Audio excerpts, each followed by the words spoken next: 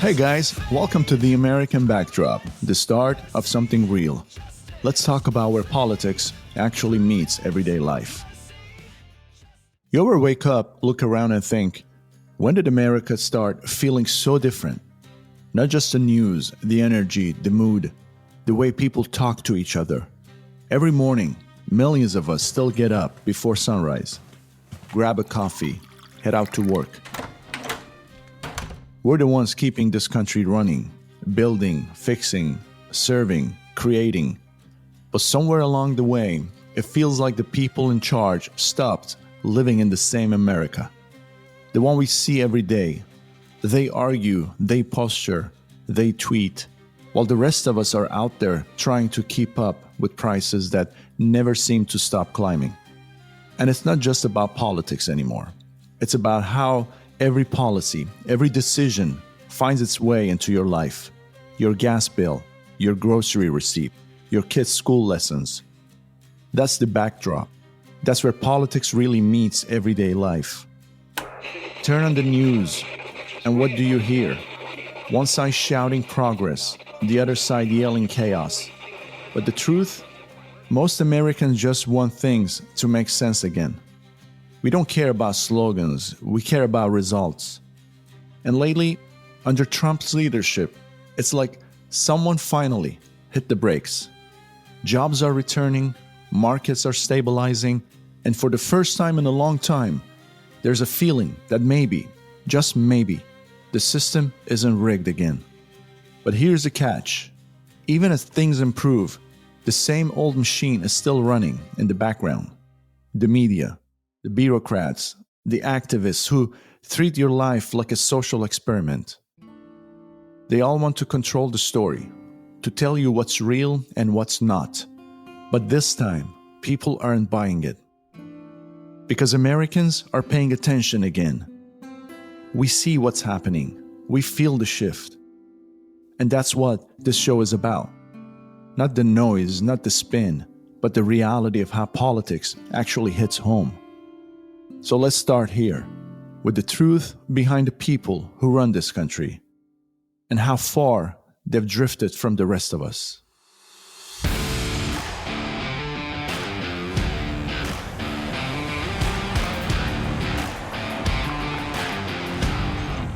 Here's the thing. When you live in Washington long enough, or anywhere near it, you start to realize something. The people, they don't live like the rest of us. They talk about Middle America like it's some science project. They run focus groups to understand what normal people think, instead of just asking us. In DC, every conversation feels like a game. Politics isn't about fixing problems. It's about winning the next headline. But out here in the real world, people don't have time for headlines. They're busy trying to make rent, pay off their truck, or keep their small business alive. The irony, the same politicians who talk about the working class the most haven't worked a real job in decades. They fly private, lecture the rest of us about climate, and call it leadership. Meanwhile, families are choosing between groceries and gas. That's not leadership, that's performance. And yet, every election season, they roll out the same promises: equity, fairness, opportunities. Big words, fancy slogans. But do you ever notice how their solutions always involve more control, more taxes, more rules, more ways for Washington to tell you how to live? That's the difference between them and us. They think freedom is dangerous. We know freedom is the point. You know, when Trump first ran, the elites laughed. They thought it was a joke, that someone who wasn't part of their club couldn't possibly understand the system. Turns out, that's exactly why Americans trusted him, because he wasn't part of their system. He didn't speak like a politician. He spoke like someone who'd actually had to build something. And people felt that. See, real America isn't blue or red. It's made of people who show up, who don't make excuses, who still believe in earning what you keep and keeping what you earn. That's why there's such a gap between Washington and the rest of the country. Because one side still lives in headlines, and the other side lives in reality. And reality doesn't care about polls and politics. Reality hits you every time you fill your tank, buy groceries, or open your energy bill. That's the America Washington forgot about. And speaking of what they forgot, let's talk about the one thing that used to keep them honest, but doesn't anymore. The media.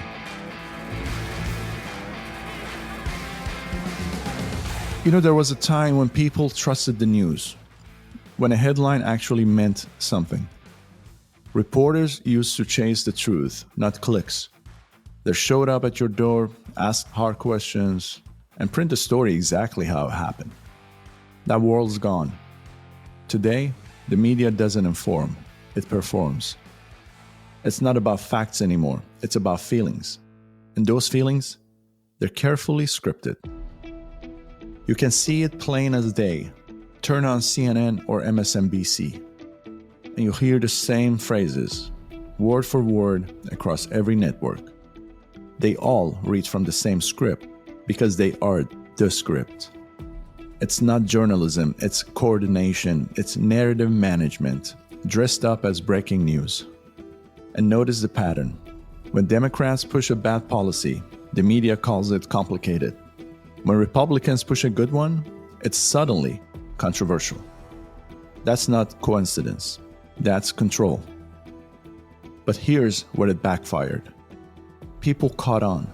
They realized the truth being sold wasn't the truth being lived. When you're paying double for groceries, when your city's falling apart, you don't need a news report to tell you something's wrong. You feel it. And that's when Americans started turning off TV and turning into each other. They started talking again, at work, at home, online, not about party lines, but about reality. And that's the moment the media lost control. Because when people wake up, when they stop letting headlines shape how they think, the entire system shakes. That's why you see so much panic from the press today. They're not scared of Trump. They're scared of you. They're scared that you're finally seeing through the performance. Because once you see it, you can't unsee it. You start noticing how every story sounds the same, how every expert agrees to perfectly, how facts only matter when they serve one side. That's the illusion, and it's breaking. But the question is, if the media can't tell the truth anymore, who fills that void? Who decides what's real? That's where culture comes in.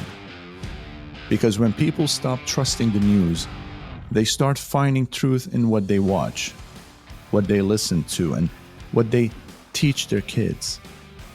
And that's where the next battle's happening. Not in headlines, but in hearts and homes. It's crazy when you think about it. Politics used to live on the news. Now it lives everywhere. In your kid's classroom, in your workplace, in the shows you watch at night. It's not just debate anymore. It's identity. It's division packaged as virtue. Turn on a movie and there's a message. Open social media and there's a lecture. Walk into a meeting and you're told what words are safe to say. This isn't by accident. It's a long game, and the left played it well. They stopped trying to win arguments and started rewriting what's normal. They took over culture. And once you shape culture, you don't need to win elections. You win minds. But here's the catch. When everything becomes political, nothing feels real anymore. You can't even enjoy a football game without a social statement flashing across the screen. People are tired. They're not angry because of politics. They're exhausted from it. That's why you're seeing this quiet shift happening all over America. People pulling their kids from certain schools, families moving to smaller towns, workers saying no to company virtue signaling. They just want their lives back, without the noise, without the guilt. And honestly, that's healthy. Because when culture becomes propaganda, the most powerful rebellions is just being normal. Raising a family, running a business, living your values out loud, without apology. That's what the left never understood. You can cancel reality, you can shout over it, shame it, censor it, but truth has a way of resurfacing. And now, under Trump's leadership, that truth's louder than ever. People are proud again, not afraid to say what they believe, not afraid to stand up for their country, their family, their faith. That's what real culture looks like. Not division, not fear, but courage, lived out loud. And it's not just culture changing, you can feel it in the economy too. Because when people start thinking clearly again, they start demanding results. And that's when politics hits where it matters the most, your wallet.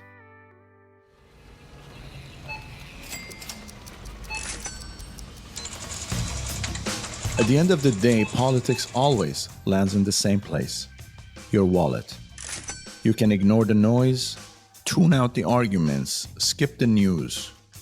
But when prices jump, you feel it. When gas hits $5 a gallon, when your rent goes up again, when groceries that used to cost $80 now cost $140, that's not politics on TV. That's politics in your kitchen. And the crazy part, the people making these decisions, the ones who raise taxes, print money, and spend trillions, they'll never feel it. They'll never stand in line at the grocery store counting totals before the card swipe. They live in another economy, one built on power, not reality. But for everyone else, reality hit hard. You remember those years before Trump came back? Inflation out of control, energy prices through the roof, wages flat, every excuse in the book about global markets or climate emergencies. But what it really was bad policy, too much spending, too much regulations, too many people in charge who've never built a thing in their lives. Then Trump returned, and suddenly things started turning around. Energy independence back on the table, investors confident again, small businesses breathing again. You could feel that spark, that sense that America still works when you let it. See, good policy doesn't need to sound poetic. It just needs to make sense. Let people work, lower costs, reward effort, that's it. But Washington always wants to complicate it because confusion is control. If you can't follow the money, they can take more of it. If you can't read the fine print, they can rewrite the rules. And that's why so many Americans stopped trusting the system. Because every time they were told it's getting better, life got harder. But now, the tide's shifting, jobs are back, markets are stabilizing, and people are finally starting to believe in American grit again. Because when the economy works, people work. When people work, families grow. And when families grow, communities thrive. That's not politics, that's common sense. But here's the thing, fixing the economy is only one part of it. Because real change doesn't just happen from the top down. It happens from the ground up. From people like you deciding that you've had enough of being ignored. And that's what the next part is about, how Americans are taking control again. Not waiting for permission, not asking for it, just doing it. We've talked about a lot. The disconnect in Washington, the media's performance, the culture war, and how every policy eventually lands right in your wallet. But here's the truth. Noticing it isn't enough anymore. If we sit back, the same people who built this mess will keep running the show. They'll tighten the rules, control the stories, and call it progress. And yet, something's shifting. Americans are waking up. They're done being told who to be, what to think, and when to speak. They're realizing power doesn't just live in Washington.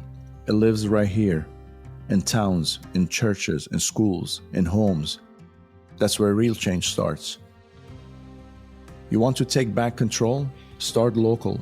Show up at school board meetings. Vote in city elections. Run for something. Support people who actually share your values, not just repeat talking points. Because politics doesn't begin in Congress, it begins in your streets. For too long, good people stayed quiet because they didn't want conflict, but silence is how chaos wins. If the people who love this country don't speak up, the ones who don't will.